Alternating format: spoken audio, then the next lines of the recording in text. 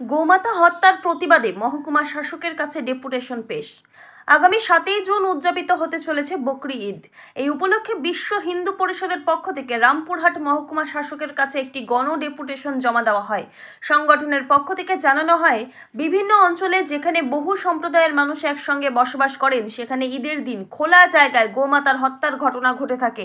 এমনকি সেই রক্ত ড্রেনের মাধ্যমে আশেপাশের এলাকায় ছড়িয়ে পড়ে, যা হিন্দু সম্প্রদায়ের ধর্মীয় ভাবাবেগে আঘাত করে। এই প্রেক্ষিতে আজ বিশ্ব হিন্দু পরিষদের রামপুরহাট শাখা এক ডেপুটেশনের মাধ্যমে মহকুমা শাসকের কাছে এই ধরনের কার্যকলাপ রোধে পদক্ষেপ নেওয়ার আবেদন জানায়। সংগঠনের জেলা সভাপতি শান্তনু হাজরা জানান, ডেপুটেশন গ্রহণের পর মহকুমা শাসক আশ্বস্ত করেছেন যে যদি কোথাও এরকম ঘটনা ঘটে এবং তা হিন্দু ধর্মাবেগে আঘাত হানে, তাহলে দ্রুত প্রশাসনিক ব্যবস্থা গ্রহণ করা হবে। প্রয়োজনে রামপুরহাট থানার আইসি বা মহকুমা শাসকের কাছে সরাসরি জানালে তাৎক্ষণিক পদক্ষেপ নেওয়া হবে বলেও আশ্বাস দেন তিনি। আপনারা সকলেই জানেন, আগামী 7 তারিখ বকরি ঈদ উপলক্ষে প্রত্যেক বছরই বিভিন্ন মহল্লাতে গোমাতার নিধন করা হয়। তো গোমাতার নিধন করার সময় দেখা হয় না যে পার্শ্ববর্তী যারা বাস করছে হিন্দু সমাজ, তাদের ভাবাবেগে ভীষণভাবে আঘাতপ্রাপ্ত হচ্ছে। কারণ হিন্দু সমাজ গোমাতার পুজো করে, দেবতারূপে পুজো করে।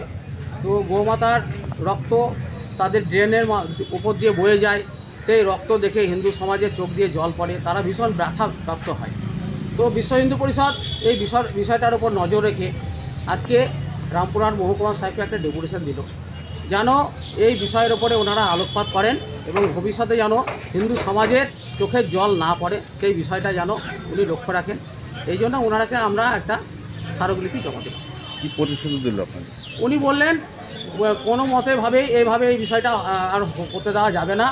কোনোভাবেই যদি ওই সমাজ যদি গো হত্যা করে ওপেন বা হিন্দু সমাজের প্রতি কোনো রকম যদি ভাবাগে আঘাত লাগে, আপনারা আমাদের ডাইরেক্ট জানান, ফোন করে জানান, রামপুরহাটের আইসি সাহেবকে ফোন করে জানান, তৎকালীন ব্যবস্থা নেওয়া হবে। উনি প্রতিশ্রুতি দিয়েছেন আমাদের। কী নাম, কী পরিচয়? আমার নাম শান্তনু হাজরা, আমি বিশ্ব হিন্দু পরিষদের জেলা সম্পাদকের দায়িত্বে আছি।